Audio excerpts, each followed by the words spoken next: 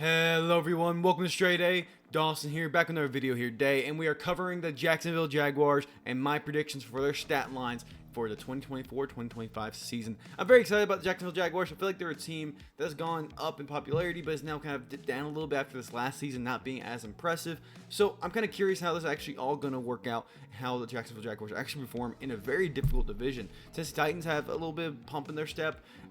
Texans are obviously a powerhouse nowadays. What's called the Indianapolis Colts, not the worst team in the NFL by far. So Jacksonville's kind of in this weird spot where they can rise or they can fall quite a bit this next season. So we'll see how they ended up landing.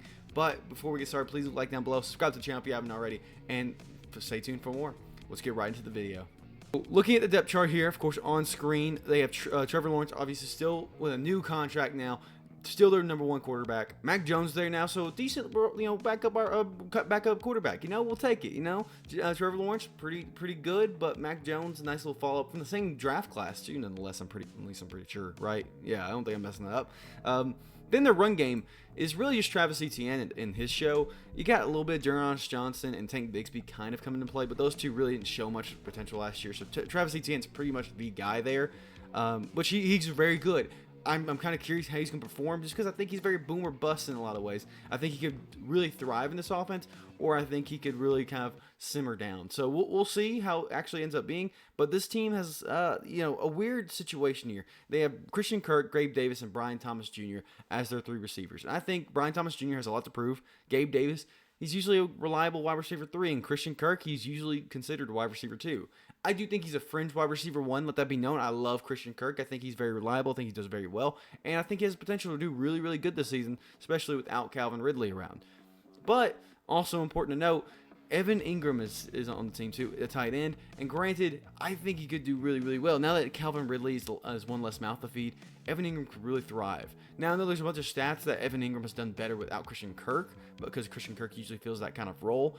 But I think this team with Gabe Davis, Brian Thomas Jr., and even Christian Kirk will kind of utilize more of a deep ball strategy. Because Trevor Lawrence really does have an arm. He really does have some accuracy downfield. He just has to fine tune it. And so Evan Ingram could be a really, really great tight end choice here for that 10 to 15, 20 yard type gains, because Evan Ingram is so underrated, and I think he'd do really, really well. As for the O-line, again, I think I know them more for their pass blocking, or sorry, their run blocking more than their pass blocking. They're fine. There's nothing I have of note. Brandon Scherff and Mitch Morse. Love Mitch Morse. Love Brandon Scherff, and I do think Cab Robinson is a very good left tackle there. So I'm not too worried about their O-line in this regard. Then looking at their defensive line and all this good stuff, linebacker stuff like that. Eric Armstead, kind of I think teetering off a little bit, but still think a reliable defensive back, defensive end. Sorry, Devin Lloyd also decently good. Trayvon Walker, I think there's a lot of slack that goes to Trayvon Walker because of how high he got drafted, but he's not bad. He's just not worth the hype, if that makes sense. It's just a very solid overall defensive line, defensive ends, linebackers, very solid. Nothing very well rounded is what I should say there. Then you got their secondary here, and I think it's up and down. I like Darnell Savage, I like Antonio Johnson, I like Tyson Campbell, Andre Sisco's fine.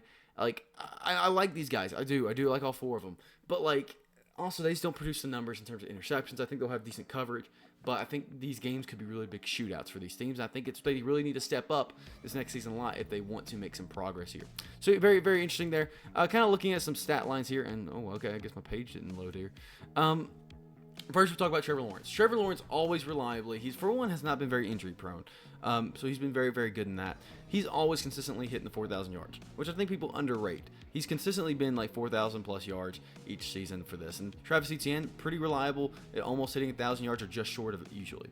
Then with the team in terms of passing touchdowns, they're not very impressive. They usually hit low 20s, mid 20s. Interceptions are usually pretty high for Trevor Lawrence again, because he takes the rock and throws it. Again, needs to fine tune that to make sure he's able to kind of make the progress he needs.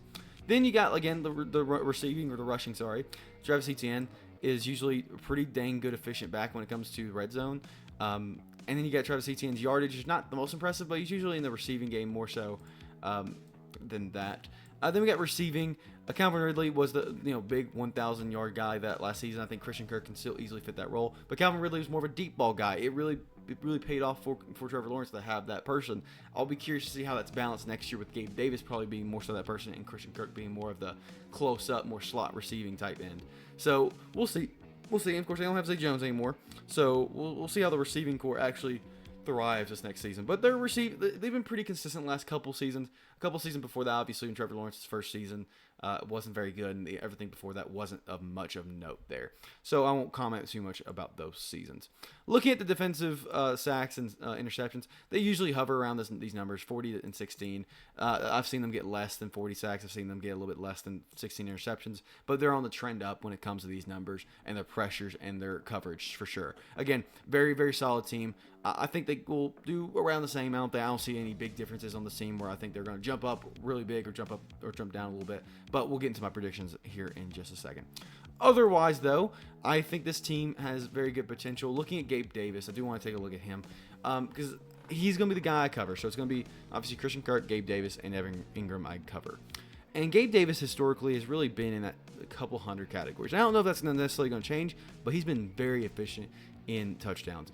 And that's kind of what they need more so than Calvin Ridley. I think they need Trevor Lawrence to have two reliable receivers, a tight end, Brian Thomas Jr., and Christian Kirk, all three of them, kind of interchanging the role of, I'm going to throw this 20 yards roughly, and we're going to get some yardage.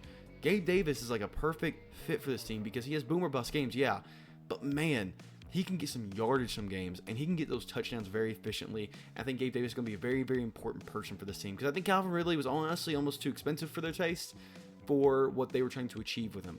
I don't think Calvin Ridley really fit the Jacksonville wide receiver 1 category. I think it could have, 100%. I think there's maybe a wide receiver 1 type person like Calvin Ridley that could fit that mold, that would help Trevor Lawrence, but I don't think Calvin Ridley really did. And that's not a discredit to him. I think he's very good. It's a discredit to maybe just how the team meshed. Obviously, they didn't keep him around very much. So Gabe Davis is going to come in and try to fill in that wide receiver 2 category of, okay, can we get some yardage now? Can I every now and then break out for a couple games of long yardage? And I think it's going to be so essential to this team, and I think Gabe Davis actually will fit well. Do I think his numbers are going to jump up? Probably not. Probably not tremendously. I do think he'll probably get his almost season high, if not season high. I do feel pretty decently confident about that. But we'll kind of talk about it. Let's go right into the stats. Jacksonville Jaguars. And if you watch my Houston Texans video, a couple videos back now, you know I have a prediction for the AFC South, or two of these teams, or two of these possible quarterbacks. I do believe genuinely that CJ Stroud or Trevor Lawrence are going to break out for an epic season.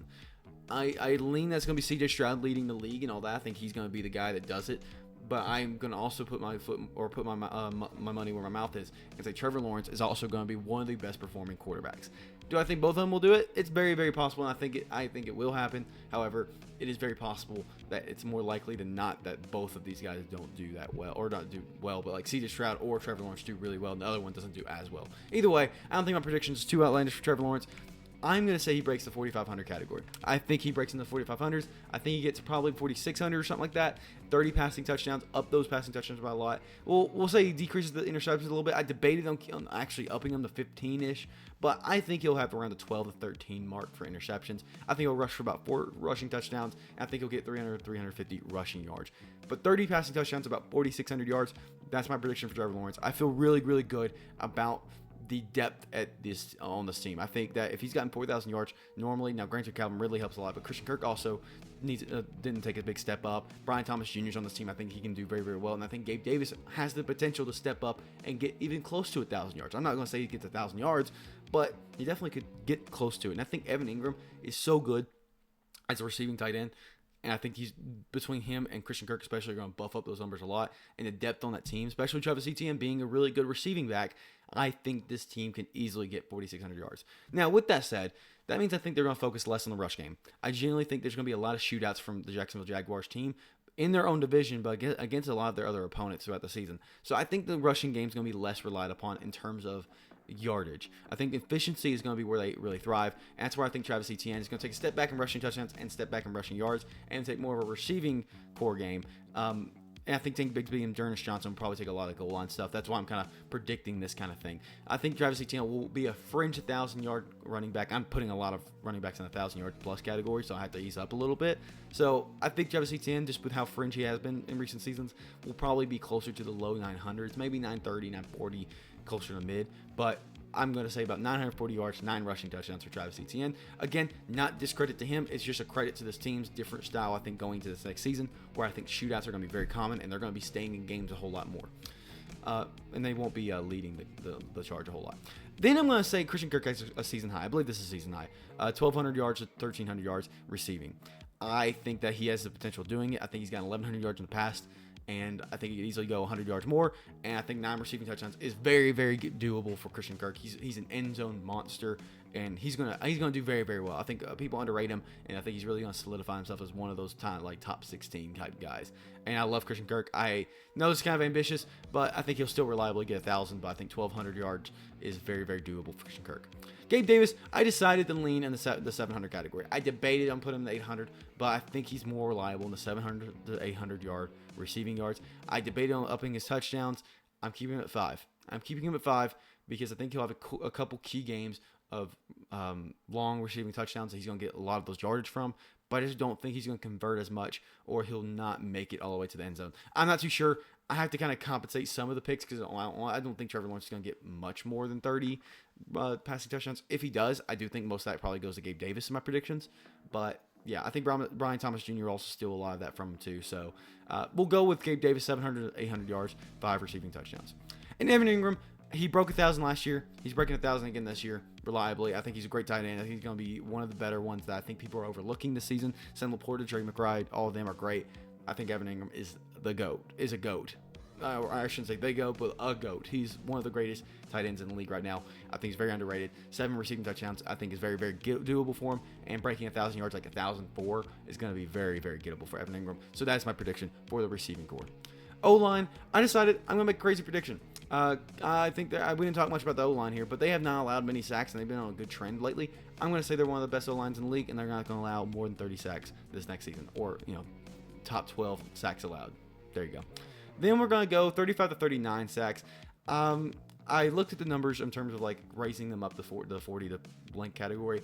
I think that I feel more comfortable saying they're probably in the 35 to 39 category based on the other teams we have left and all that good stuff. So I'm going to go 30 to 39 sacks. I'm going to probably say 38. There you go. That's my prediction. And then 11 to 13 interceptions. Again, I looked at more of the middle ground numbers. I looked at I go off by a bell curve of what these teams are going to be doing, and I've already put a lot of teams in the middle. And just looking at the secondary, they're not bad. I just don't think that they're going to convert a lot of interceptions this season. And I think their coverage will be good. I think there's going to be a lot of shootouts where they have the potential to get up to those interception numbers. But I'm not willing to go ahead and put them in a different category of 14 to 16. I'll keep them at 11, 13, and I think I'm okay with it for now. But I could definitely see the secondary blowing up and being very, very good. Then we have their opponents. Now, what do I think the Jacksonville Jaguars are going to go? So initially thinking, I think they could split or be 4-2 in their division. I think it's you can go either one. I wouldn't dislike it. I'm probably gonna lean 4-2 because I think they could sweep the Titans and maybe kind of split with the Colts and Texans. But any combination of those things could probably happen. That's any division game anyway. So I'm gonna go 4-2. Looking at their games, looking at their home games, they do have some more shootout games. Again, I think the Jets can be a shootout game, Packers can be a shootout game, Browns can be a shootout game, especially depending on how the defenses perform. I think they easily win the Patriots-Vikings games, and I think they go 2-1. I think they go 2-1 against Jets, Packers, and Browns. I did debate one. I'm going to say 1-2. We're going to go 1-2 because I think it's more conservative. 4-2 and 6-2. So now 7-4 is my current prediction after the home and divisional games. Then they have a very, very tough away game schedule. I do think it's very possible they go 1-3 in these, but as a result, I think they go 3-0 in the other ones. I think it's like 1-3 here, so like 8-6, and I think they go 3-0 here. So like 11 wins, maybe 10 wins. You could kind of argue probably 10 wins. I honestly could see them losing to the Bears. Man, it's tough. It's not easy. Gosh. Either way, I think they're going to be in the 10-11 wins category. I don't see them breaking off to that 12, mostly because of these away games. Eagles, Bills, Dolphins, Lions, Bears. All 5 of those teams are very, very losable. Like, they could easily lose that game, especially going to their home field advantage. Very, very hard for the Jacksonville Jaguars. Raiders, very winnable. And all these divisional games, of course, like 4-2. It's very, very doable. We'll see how they actually end up performing, because the home games are very winnable as well. Browns, I think, even though their defense is really good, they are capable of beating the teams. I don't think any of the home games are out of left field for them to win. So I think they'll kind of be in that fringe 10 to 11 win category. And it's hard for me to put my money where my mouth is when You know, I put Trevor Lawrence at so many yards and don't give them a lot of wins. It is very possible they end up 9-8. I'm not going to lie to you, because this team doesn't win very well. At least in the past last season, they didn't show that they could win well, even though they put up good yards and good numbers. So I'm going to go with the more 10-7 category for the Jacksonville Jaguars, but I still like them for even 11-6 if they are able to get the steam rolling. So 10-11 still feels like a very good category to keep the Jacksonville Jaguars in. Well, I hope you guys enjoyed the video. Please like down below if you did enjoy, and subscribe if you have not already. I'll see you guys in the next one. See ya.